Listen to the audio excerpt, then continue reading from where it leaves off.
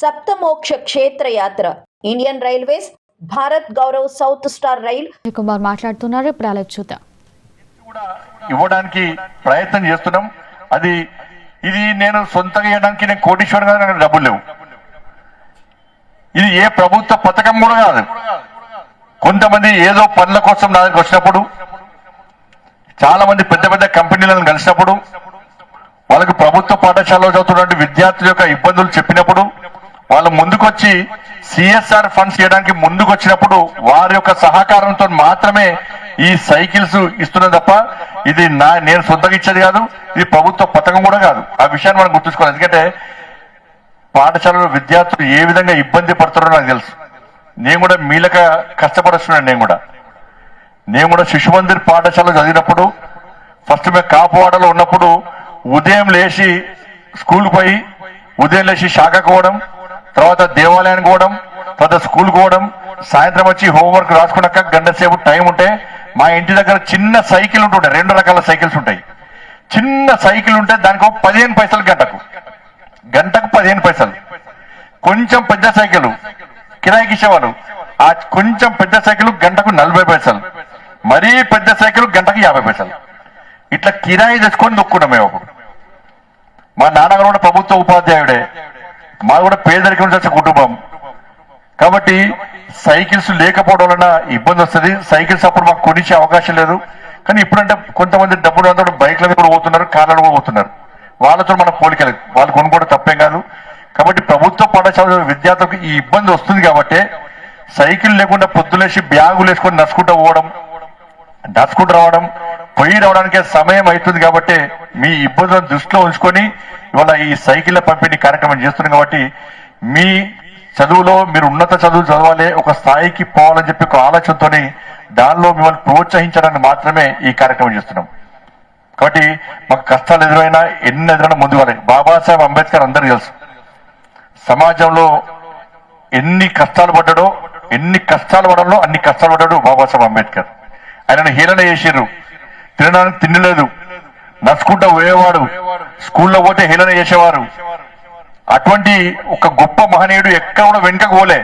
నన్ను హేళన చేస్తున్నారు, నాకు బుక్స్ లేవు, నా దగ్గర పైసలు లేవు, నాకు బట్టలు లేవు, నన్ను హేళన చేస్తున్నారు అని చెప్పి బాబాసాహెబ్ అంబేద్కర్ ఎప్పుడూ నారాజు కాలే.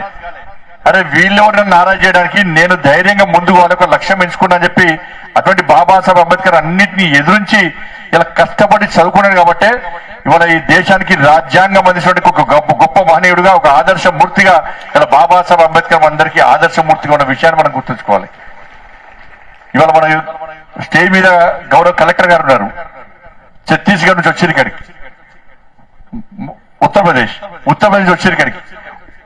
చాలా మంచి కుటుంబం నుంచి వచ్చారు. ఇవాళ ఒక లక్ష్యం, నేను ఐఏఎస్ కావాలి, నేను సమాజాన్ని సేవ చేయాలి, నేను చదువుకున్న చదువు సమాజానికి ఉపయోగపడాలని చెప్పి ఆలోచనతో ఒక క్రమశిక్షణ గల కుటుంబంలో పుట్టి ఈరోజు కలెక్టర్ గారైనటువంటి సందీప్ కుమార్ ఝా గారు మీ అందరికీ స్ఫూర్తి, మీ అందరికీ ఆదర్శం.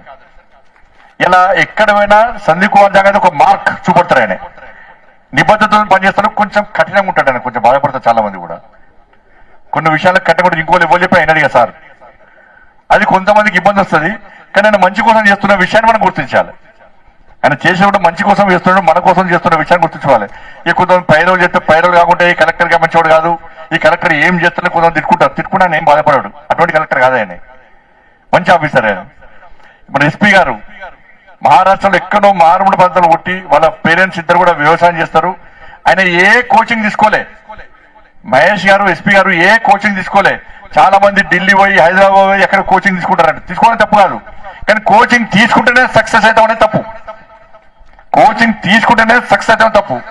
మనకు ఒక ప్రణాళిక ఉండాలి, ఒక పట్టుదల ఉండాలి, క్రమశిక్షణ ఉండాలి, ఒక లక్ష్యం ఉండాలి. ఈ 4 ఉంటేనే మనం అనుకున్న లక్ష్యాన్ని చేరుకుంటాం. మనం ఏ శిక్షణ లేకుండా ఒక వ్యవసాయ కుటుంబంలో పుట్టి ఇలా ఐపీఎస్ కావాలన్న లక్ష్యం ఉంది, క్రమశిక్షణ ఉంది, ఒక ప్రణాళిక ఉంది, ఒక పట్టుదల ఉంది. కాబట్టి మన ఎస్పీగా ఐపీఎస్ ఇలా ర్యాంక్ సాధించి ఇలా మనకు ఎస్పీగా ఉన్నారంటే వీళ్ళు మనకు స్ఫూర్తి. కాబట్టి మీరు కూడా ఉదయం లేచి చదువుకోవాలి. మనం ఉదయం పేజీలు తిరిగేస్తూ ఉంటాం. బుక్స్ చదివేటప్పుడు తల దించుకొని చదవాలి. మన శ్రద్ధ అంతా చదువుతున్న బుక్స్ మీద ఉండాలి. తల దించుకొని కష్టపడి చదివితే భవిష్యత్తులో తలెత్తుకొని సంస్కారంగా బతికే స్థాయి మనకు వస్తాయి. మన బుక్స్ చదువుతున్నప్పుడు మన పేరెంట్స్ ఇలా చాలా మంది పిల్లలు ఉన్నారు. ఒక్కసారి ఆలోచించండి, ఇలా మీ నాన్న మీ అమ్మ ఎంత కష్టపడుతున్నారు, కూలి పని చేస్తారు, ఆటోలు నడుపుతారు, షాపులలో పని చేస్తారు, వ్యవసాయం కూలీలు ఉంటారు, ఎంత కష్టపడతారో ఒక్కసారి ఆలోచించండి మీరు. మనం చదివేటప్పుడు మా నాన్న మన అమ్మ కష్టపడుతున్నటువంటి ఆ కన్నీళ్లు మన బుక్స్లో కనబడాలి, ఆ బుక్స్లో కనబడాలి. ఎస్, మా నాన్న నన్ను ఫలానా లక్ష్యం కోసం చేసిండు, నాకు ఫస్ట్ నుంచి ఈ దేశము ధర్మం కోసం పనిచేయాలన్న లక్ష్యాన్ని నేను ఎంచుకున్నాను. నేను శిశుమందిర్ విద్యార్థిని, ఉదయం వచ్చి శాఖకు పోయేటోని, శాఖలో నేర్చుకున్నా ఈ దేశం ధర్మం సమాజం ఈ లక్ష్యం కోసం పనిచేసిన యువత వాళ్ళ దేశానికి అవసరం, సమాజానికి అవసరం అని చెప్పి ఏదైతే RSS లో నేర్చుకున్నానో దాన్ని స్ఫూర్తిగా తీసుకొని నేను కూడా ఈ దేశం ధర్మం కోసం పనిచేయాలని చెప్పి ఒక ఆలోచనతో ఈరోజు రాజకీయాలకు వచ్చి ఈరోజు మీ అందరి యొక్క ఆశీర్వాదంతో ఎంపీ గెలిచి నరేంద్ర మోడీ గారు నన్ను ఆశీర్వదించి కేంద్ర మంత్రిగా చేసినంటే నేను లక్ష్యాన్ని ఎంచుకున్నా కాబట్టి ఆ లక్ష్యాన్ని నేను సక్సెస్ అయ్యాను. నేను ఎక్కడ భయపడ్డాను కాదు, ఇప్పుడు భయపడా, ఎవరికి భయపడా, ధర్మం కోసం పనిచేస్తామంతే. మీరందరూ కూడా మీ పేరెంట్స్ ఏదైతే లక్ష్యం అనుకున్నారో ఆ లక్ష్యాన్ని మనం గుర్తుంచుకోవాలి. మా అమ్మా నాన్న కష్టపడి ఫలానా చేద్దాం, IPS చేద్దాం అనుకున్నారు, IAS చేద్దాం అనుకున్నారు, టీచర్ చేద్దాం అనుకున్నారు, ప్రొఫెసర్ చేద్దాం అనుకున్నారు, ఏదో రకంగా మీ పేరెంట్స్ ఏమనుకున్నారో దాన్ని మనం చదువుకున్న పేజీలు తిరిగేసినప్పుడల్లా గుర్తుపట్టాలి, గుర్తురాలి వాటిని.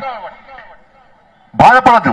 ఎస్, నేను నా పేరెంట్స్ ఏదైతే లక్ష్యం కోసం చదివిస్తున్నారో, కష్టపడి చదివిస్తున్నారో ఆ లక్ష్యాన్ని నేను చేరుకుంటా అని క్రమశిక్షణ మీ లోపల రావాలి. ఆ పట్టుదల, ఆ ప్రణాళిక మీ లోపల ఉండాలి.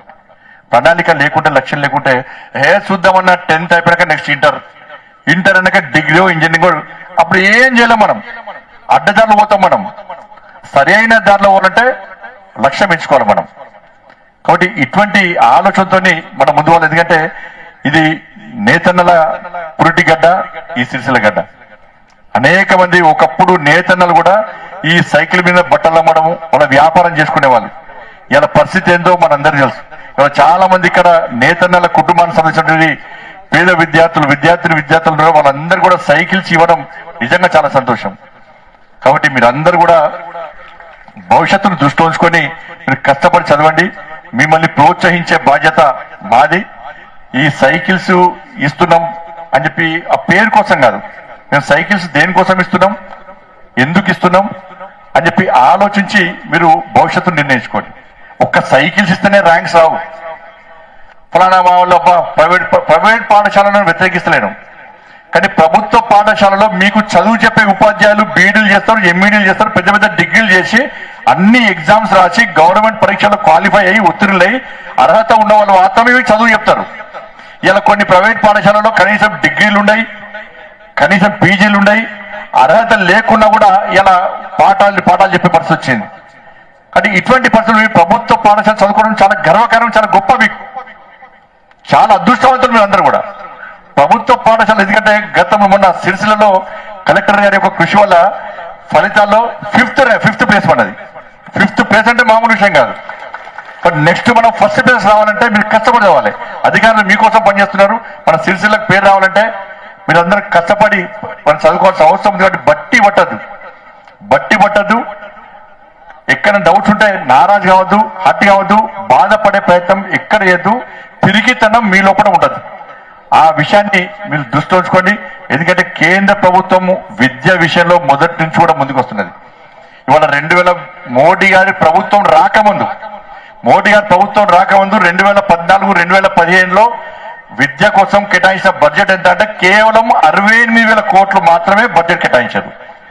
కానీ నరేంద్ర మోడీ గారి ప్రభుత్వం వచ్చినాక అంతేందుకు మొన్న 2025-2026 సంబంధించి ఈ సంవత్సరం బడ్జెట్ లోనే 128,000 కోట్ల రూపాయలను ఇవాళ విద్య కోసం కేంద్ర ప్రభుత్వం, మోడీ ప్రభుత్వం కేటాయించింది. ఈ 11 సంవత్సరాల్లో 8 లక్షల కోట్ల రూపాయలను ఇలా కేవలం విద్య కోసం ఇలా కేటాయించినాం. ఇలా ఏకలవ్య పాఠశాలలు కానీ, దాంతోపాటు కేంద్రీయ విద్యాలయాలు కానీ, నవోదయ పాఠశాలలు కానీ, సైనిక స్కూల్స్ కానీ, ఇవన్నీ కూడా క్రమశిక్షణకు మారు పేరుగా ఇవాళ దేశవ్యాప్తంగా ఇలాంటి విద్యా సంస్థలను ప్రారంభించి విద్యార్థులకు విద్యతో పాటు దేశము, ధర్మము, సమాజం పట్ల సేవా దృక్పథం ఆలోచించే విధంగా ఇవాళ ఈ విద్యా సంస్థలను కూడా మనం పనిచేస్తా ఉన్నాయి.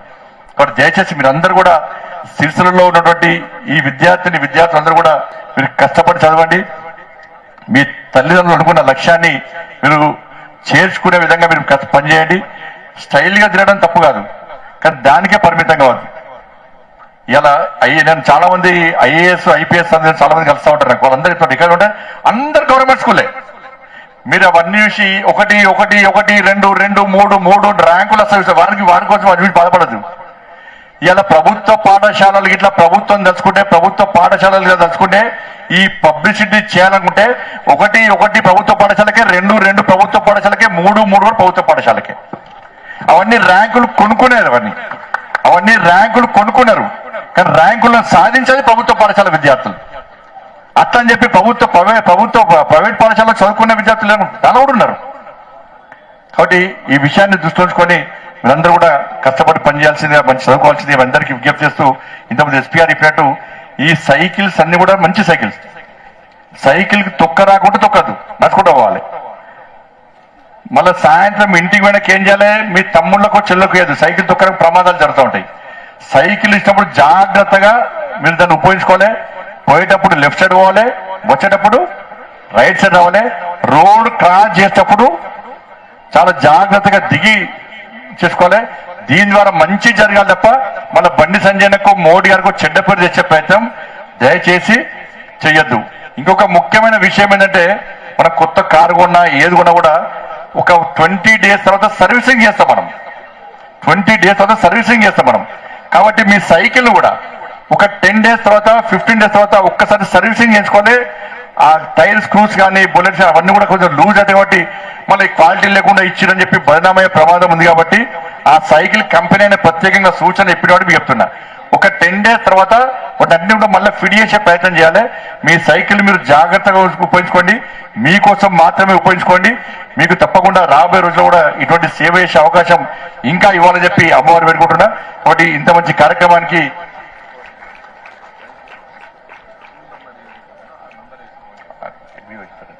కాబట్టి ఇవన్నీ కూడా మోడీ గారు ఇచ్చిన గిఫ్ట్ ఇది.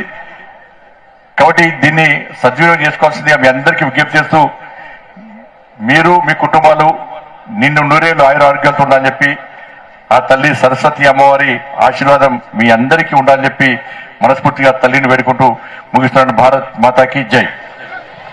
ధన్యవాదాలు సార్. అందరు లేవద్దు, అందరు కూర్చోవాలి, క్రమశిక్షణతో ఉండాలి. వారు చెప్తారు.